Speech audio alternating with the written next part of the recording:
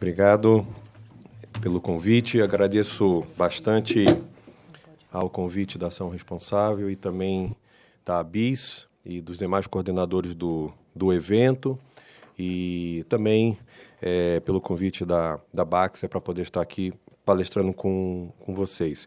É muito bom poder ver nesse fórum o debate sobre a questão da inovação no Brasil. Eu atuo no Instituto do Coração, é um instituto conhecido da maioria, se não de todos aqui, o maior centro de cardiologia e pneumologia do país, e também uma referências no mundo em tratamentos graves.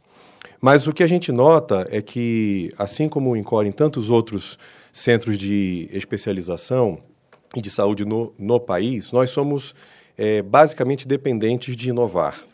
A gente inova não só nos produtos, a gente não inova só nos processos, mas uma das necessidades no nosso país é inovar as pessoas. A gente precisa se reinventar.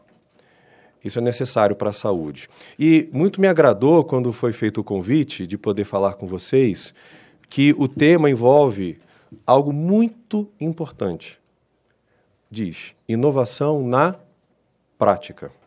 Porque inovar na teoria é muito fácil. PowerPoint funciona, os desenhos se conectam, mas a prática da inovação não é algo simples. E ela não é solitária. Ela é feita através da colaboração de vários entes.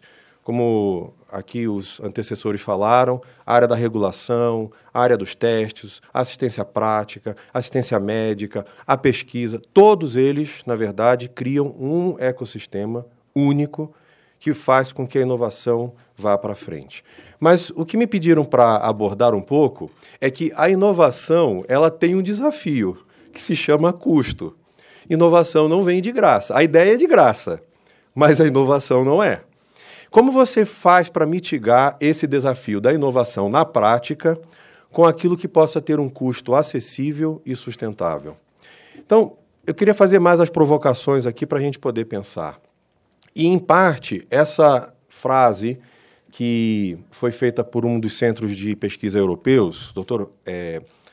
Alastair, disse algo que, para mim, é muito significativo. Ele disse que inovação na assistência médica que não alcance os pacientes são uma perda de tempo, expertise e recursos. Se nós inovarmos no país e a gente inovar para o desejo próprio, para tentarmos alcançar aquilo que nós pensamos ser bom, mas que não chegue efetivamente à assistência do paciente, foi um desperdício completo, por mais interessante que a inovação possa ser. Por isso que as agências reguladoras, o mercado, tem que fazer sempre esse que a gente chama de teste de sanidade. Realmente a inovação é boa? Na prática, ela vai funcionar? Além disso, a gente vive hoje num momento de revolução digital. Não existe essa questão de a gente dizer que nós vamos transformar a saúde em digital. Ela já está sendo transformada, quer seja nos produtos, quer seja no processo da digitalização, os prontuários eletrônicos, em diferentes estágios. Mas tem uma coisa muito importante que precisamos entender. O paciente hoje, em maior ou menor grau, já é digital. E eu estava observando aqui, a maioria dos senhores já tem um celular e durante a apresentação vocês não estão desconectados, não é? Porque a nossa vida ela já é hoje conectada. As coisas estão acontecendo. A gente não se desconecta do resto, não é mesmo? Está lá o celular, o WhatsApp tocando, você está vendo, entrou uma mensagem, a foto no Facebook, está tudo acontecendo ao mesmo tempo. E o nosso paciente dentro de um ambiente de atendimento não é diferente. Isso traz uma coisa interessante. Tanto ele pode ter as funções já da interação digital, do seu ambiente wireless, com a sua rede social, ele acessa a internet, ele já chega com o Dr. Google no consultório, ele já fala com o médico e ele pergunta, nós somos assim, não é? A gente já sabe o laudo antes, então a gente já prescreveu para a gente um tratamento e as coisas hoje estão andando meio de uma forma atabalhoada, mas é assim que está andando a evolução na inovação. Só que isto está transformando este paciente que somos nós para mudar a nossa base de saúde, de uma base que é reativa à doença, ou seja, a saúde ainda para muitos é visto como tratar doença, para ela migrar dentro de um processo natural para você prevenir, para você efetivamente dar saúde. Ninguém compra um plano de assistência médica porque gosta de fazer exame de raio-x. Você compra porque você quer saúde. E o plano é um seguro para doença. Essa pirâmide está invertendo. E esse processo da digitalização é isso. Há 3 anos atrás, a revista Time americana trouxe uma capa muito interessante e provocativa. Ela trouxe o seguinte: nós já não estamos mais offline. Todos nós estamos conectados o tempo inteiro. E a medicina está avançando. A telemedicina, a telemetria, você hoje está com seu wearable, daqui a pouco vai ter um implante em você, e tudo vai monitorando e os dados gerando. Mas as questões são o seguinte: quem é que vai estar no controle dessas inovações? Nós ou aquilo que nós criamos? Mais do que isso, esses dados vão ser usados a favor ou contra a gente? Como que a informação que nós geramos será manipulada? Com a segurança devida, com todos os protocolos, as regras, a interoperabilidade. Mais ainda, termos conhecimento de tudo instantaneamente na questão da saúde pode fazer bem ou fazer mal para a pessoa. Se eu sou um hipertenso, faz bem ou faz mal eu ficar monitorando meu batimento cardíaco? Talvez se eu sou uma pessoa meio tendenciosa a ficar monitorando, a mera informação me leva, às vezes, a ficar pré-tenso. Então, aumenta. Então, a questão da dosagem de ter a informação, de poder fazer a inovação, não quer necessariamente dizer que, na prática, ela deve ser aplicada da maneira como, às vezes, nós a criamos. Nós temos que entender como o paciente reage a ela. Aqui eu vou fazer uma outra provocação também. Vamos sair do lado da saúde e vamos para o lado da motovelocidade, da velocidade dos carros, a questão da Fórmula 1. Eu tenho falado muito nas palestras lá no INCOR, no HC, em outros fóruns, sobre como a gente deve aprender de outros mercados. Por exemplo, o que a Fórmula 1 nos ensina? A Fórmula 1 nos ensina a questão da telemetria diagnóstica. Telemetria diagnóstica? Sim. O que vocês acham que acontece com o carro a 300 km por hora? Há muitos anos atrás, simplesmente era uma questão de um bom piloto. Mas hoje, esses pilotos são apoiados por uma equipe por trás que monitora o que está acontecendo em 300, 400, 500 sensores dentro do carro, inclusive no próprio piloto. Por quê? Porque a corrida ela é vencida pela equipe. E enxergar o que não se pode ver é muitas vezes decisivo para se ganhar uma corrida. A mesma coisa vai acontecer na saúde.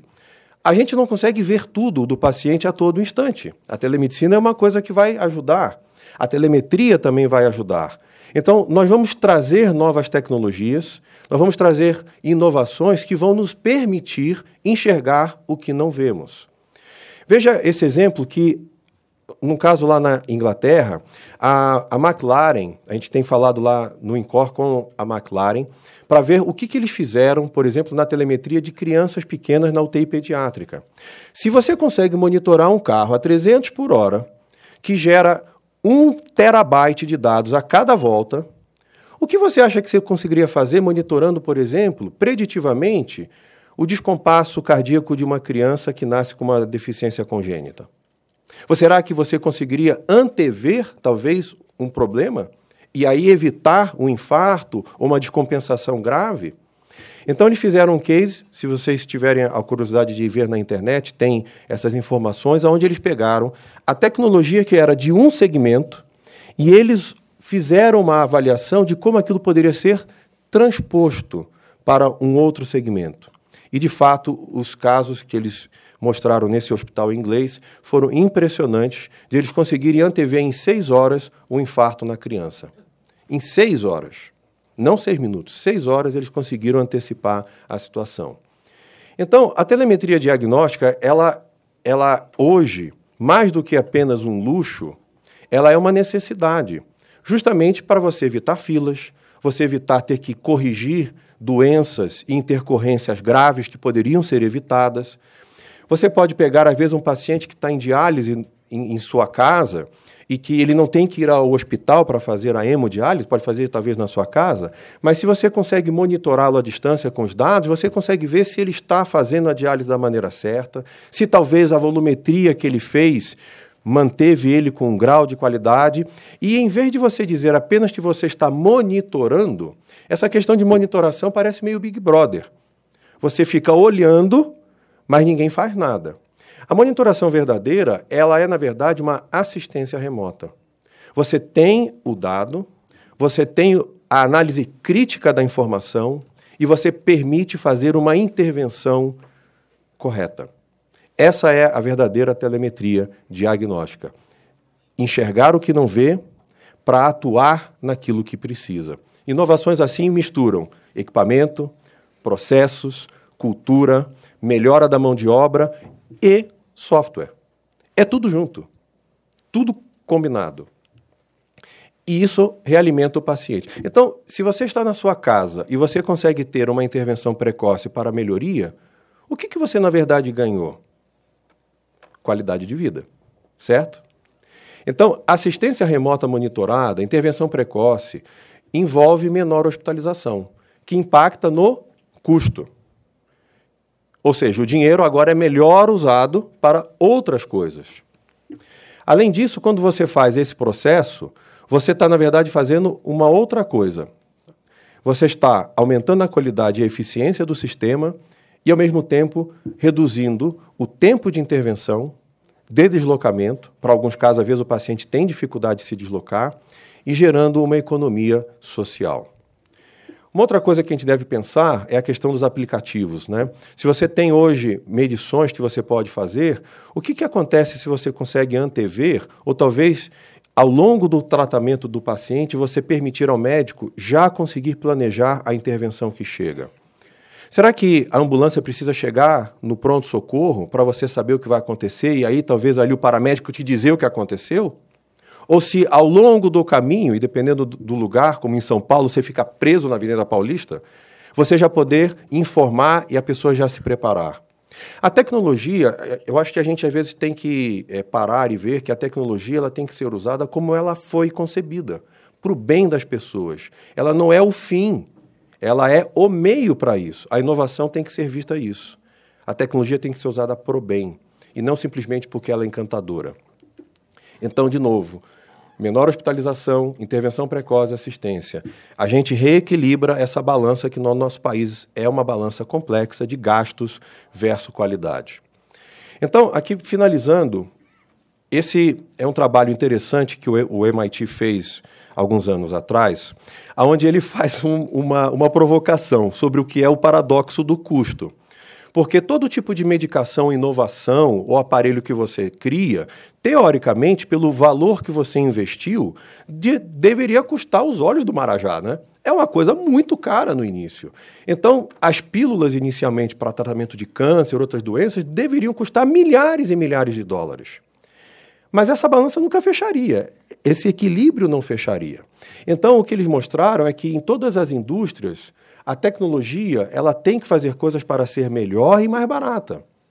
Ela tem que alcançar a população de uma forma que tenha razoabilidade, que ela tenha lógica.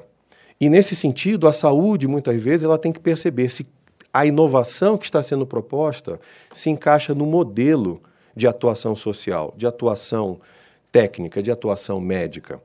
Porque nem toda inovação, na verdade, tem valor. Quando eles fizeram essa comparação, eles ficaram com essa preocupação. A melhor maneira de a tecnologia poder economizar os custos é se ela atua também para organizar o sistema da saúde. Eu consigo melhorar o processo? Eu consigo aprimorar algo com aquilo? Como eu posso obter o tratamento para os pacientes que desejam e podem realmente beneficiar-se com eles? Porque nem sempre a inovação é tudo para todos. Ela tem que ter um alvo orientado.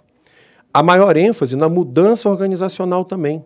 Porque não adianta pegar algo novo e você encaixar no modelo velho. Às vezes ele não se encaixa, e aí se torna custoso. E, por fim, significar que você deve fazer a capacidade de atuar onde, às vezes, a barreira da distância ela é uma barreira hoje que impede o acesso à saúde.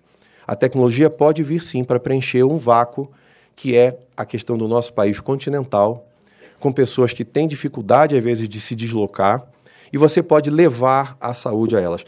Se a gente, eu não sei se tem muitos médicos aqui, Mas lembrem o que o voto de Hipócrates dizia, quando Hipócrates falou que, na verdade, ele tinha que entrar na casa das pessoas. Quando ele ia à casa das pessoas, então ele entraria com respeito. A telemedicina é justamente isso, né? Nós estamos voltando ao que Hipócrates disse de uma forma, assim, até profética, né? Ele disse que ele iria. E nós hoje vamos ver a tecnologia permitir a gente ir às casas das pessoas, aonde talvez ela esteja mais confortável para ser tratada. É a deshospitalização, é levar o bem aonde ela vive. Aqui os trabalhos mostram, alguns deles, né, do impacto econômico quando você monitora remotamente, né, ou seja, levar o paciente para um hospital onde não é o lugar ideal custa muito caro. Então é necessário que a gente veja que existe sim benefício, vários trabalhos, ou seja, a gente tem que fazer a pesquisa, levantar as informações. Não é só a opinião, a gente tem que ter os dados concretos para saber. Funciona? Faz sentido? Há custos que podem ser reduzidos, otimizados? Há verbas que podem ser liberadas de um atendimento talvez ineficiente de uma forma para um outro mais eficiente? Isso é inteligência que a gente tem que usar. E para finalizar esse último slide, é a questão que já vimos aqui dos outros colegas anteriores que brilhantemente falaram. A discussão de valor.